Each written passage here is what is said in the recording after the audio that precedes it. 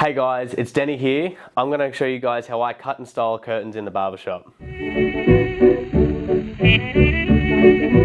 find that a lot of people seem to get a little bit lost in sort of how to do the cut, so I'm going to take you guys through how I do it in a real simple way.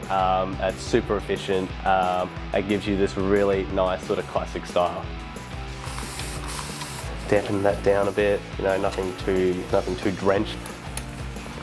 And first thing I'm going to do is I'm just going to come through and just lightly taper off the very back of the neck here, just sort of to give us a nice clean sort of nice hairline to start with. And then from there I'm going to use this to then help build this sort of side shape here to allow me to create just a nice soft sort of drop in there without sort of compromising too much in the fullness in the sides here.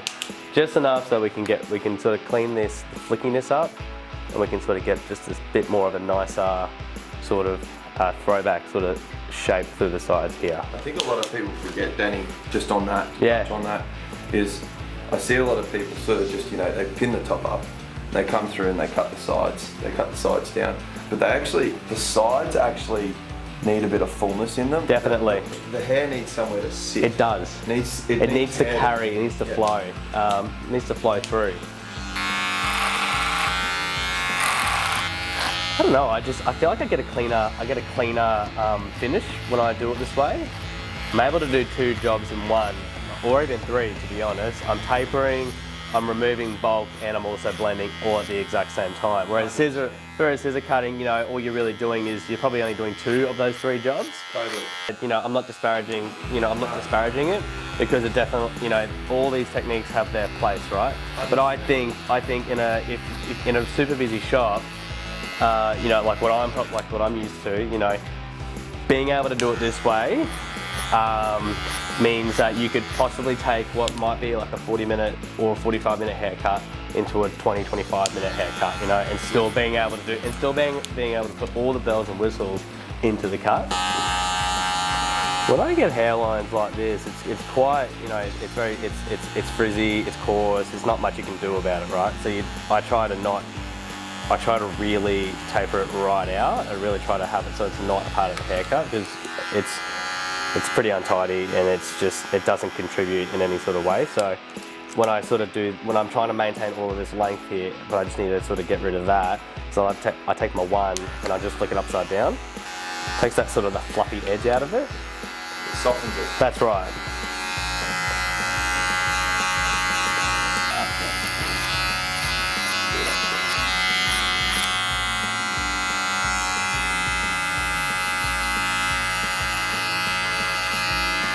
So I've just loosely sort of sectioned off the top there, just to get it out of the way, because this is all pretty much like this all fills into the sides really nicely, right? So I don't want to compromise any. I don't really want to compromise any at the top, but I'm not going to be cutting crazy amounts through here as well. I'm probably only going to be cutting through the sort of this very bottom edge, because what I want is I want this fullness. I want to keep a lot of this fullness so that this has got something to properly carry into. So all I'm going to do is I'm just going to come through and just sort of, with my clipper over comb, sort of on a really aggressive, like I guess you could say 45-degree angle coming out, sort of creates a little bit of a wedge shape, and that will just help me to keep a lot of this length here, but allow me to get rid of a lot of what's sort of underneath here. And then that'll just sort of help me to get rid of a fair bit of this flickiness. You know, the thing I love about the clipper over comb technique, Danny, is it's actually a hand-eye technique. As you're cutting, you're seeing it live. That's exactly right. Yeah, it's an instant result. And you're seeing exactly how the hair's going to sit after you take a swipe. Yeah. You know, when it's really wet and you take that section with the scissors, you don't exactly get a real read. I know that I felt like that I would spend more time with the scissors trying to remove, trying to take enough sections to not leave bite marks. Yep. Whereas clipper over comb, you don't get bite marks because it's cutting each and every individual hair itself. Yep. Right? It's not trying to cut like a bunch in one go, which is what scissors do. If this was a longer cut, obviously, you know, scissors all the way every day of the week, right? But for something like that we're trying to go for here, clipper overcut every day of the week, I think. I mean, just looking at that already, like I'm super happy with how that's already starting to flow. I'm starting to get this really nice shape now, starting to get this nice tapered shape. So you're just seeing that in what you've done, and now the front has dropped down on the side. That to me looks like, it doesn't look like a clipper cut at all. No, it doesn't.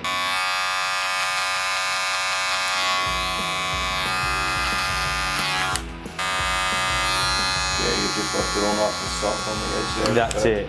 Not everyone wants super harsh, heavy lines, you know, no. With a real hard taper or a really, you know, blown out C cup with it all edged out. Yeah, that's it. A lot of people want it a bit softer. Yeah, you know? totally.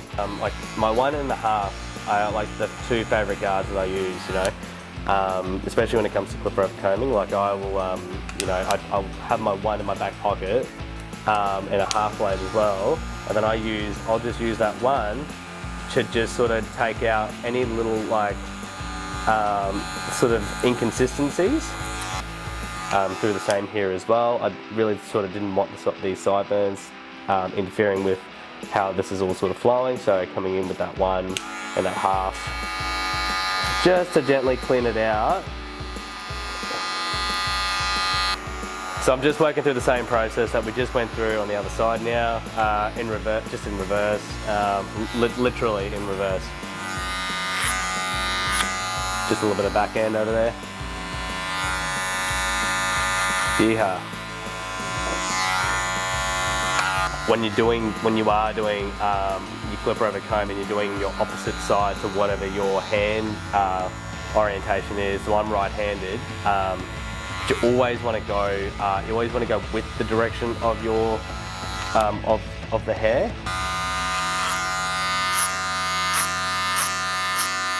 When I'm thinking about curtains, I'm not thinking, oh, this is a completely different cutting style to your standard 2 back and sides and short on top, or your side parts or your throwbacks. For me, it's just the same pattern that I would use for if I was doing a slick back, right? Which for me is a very simple technique. It's in the styling. It's all about the styling. I suppose what you're saying there is you don't approach curtains any differently. No. You approach curtains like you're doing a slick back. That's right. But instead of slicking it back, you're letting it just dropping. Drop forward. Yep. Right. So I'm just leaving that front out for the time being. So I just want to see how everything sort of drops in. The length at the front can really make or break the haircut, I should say. Yep. The customer will judge the haircut by the front. 8 times out of 10, not all the time, but it's when they look at themselves in the mirror and if the haircut could be perfect, but if you've taken that front too short, that's it. They're devastating. That's right. And now I'm just going to grab that front again because we don't really want anything off it, but I'm just going to do the last little join. Just taking everything from that front and just bringing it back in to the rest of it. So what this will do is obviously over-directing it the front back. So it's going to leave that front section pretty much where it is, but it's going to help me to join everything behind it back into the rest of it. Sort of loosely down the middle.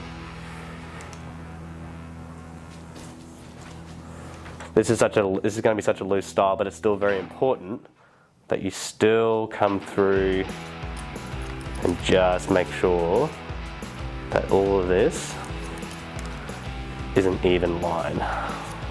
So now I just want to smooth it all out, so I can just check it, make sure that there's no little corners or any little light things that aren't sort of sitting where they want to be sitting. So that way I can get those little things, and then I'm going to wet it back down again, and then we'll properly style it from there. All right, Denny, so mate, I love your clipper over comb technique.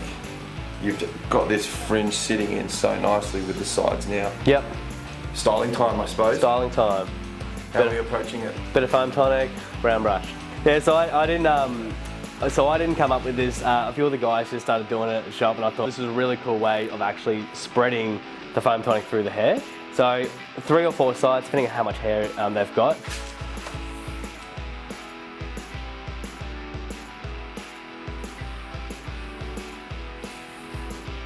So I don't have to rake it through with my hands and then go to the basin wash my hands to come back. I can pretty much just go bang, it's in there now. And it helps to evenly spread it through as well, I think.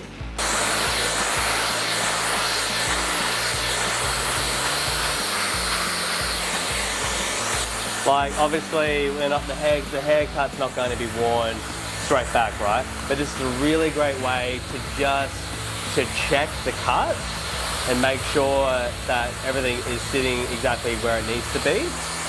And now I've just switched over to my vent brush. The vent brush, so as the hair gets drier, as the foam tonic starts to set in, you obviously start to get a bit of the hold starting to take place in the hair, right? And I want to break that up, so I'll switch to the vent brush. Allows for airflow to go through the brush, and then but also through the side here as well. It's a looser brush, so you're not going to get as tight or as smooth of a finish with it. But I tend to use this at the end once I feel like I've done, 95% of my smoothing. Just doing a little bit of detailing now, not cutting into the hairline or anything. I'm just wanting to just get these little ones that are just not quite flowing with the rest of it. Again, it's a looser, sort of more messy sort of style, so yeah, we don't want these edges to be super polished. As you saw before, I blow dried the hell out of this just so that I could check it all out, make sure anything that was not sitting was rectified. Super happy with it. So what I did was I just sort of dampened it back down again, and I slightly diffused it with the same foam tonic in there to bring back all the natural curls that are in it. And now that that's happened, just coming through and just breaking it up just a little bit. Because these are such nice little big wavy curls, right? I don't necessarily want this to just be really tight and bound and flat. I really want these waves and these curls to really jump up. And sometimes what you just got to do is just got to get your fingers in there just very lightly. I don't ever really bring a brush into this. Just piecing it out with your fingers is more than enough. Foam tonic's really great for really bringing out the best in curl, I think. Let's have a look at this, mate. Yep. You know what I love about this haircut? The flow, the natural edges. You can see how natural and still how loose this is. Yeah. So it's nice and natural, it flows, it looks soft. It doesn't look like you got a haircut yesterday. That's it. That's right. And I think that's the great thing about being able to clip over comb these types of hairstyles. And it's in that 45-degree comb and the angle of the clip over That's it. comb. There's techniques you can do, like That's you've it. pinpointed, where you don't need to scissor cut it. That's it. All the time. You can actually clip over comb stuff to get a scissor cut result. Look, honestly, like 95% of the time, I think you can do that. I think once you start getting a bit longer, then like if the hair was longer going into something that we started with, that's your scissor work, I reckon, hands down any day of the week. But I reckon anything under that, man, clip over comb every day of the week. If you can take the time to master it, it's just going to change your career, I think. I reckon too. Yeah. I'm with you on that one. Yeah. So as you can see, nice and natural. That's all clipper over comb technique. That's what we're talking about. Nice soft edges, come through the back here. Not a gnarly taper or anything like that, Nice soft taper, nothing crazy. Just enhances the natural hairline. The flow through the back, you look at that flow. That's all just clipper over comb technique, That doesn't look clippered to me. No. Look at this, and this is the front reaching through to the back here and sitting on the sides. Well done, mate. Love it. And that's how I do curtains.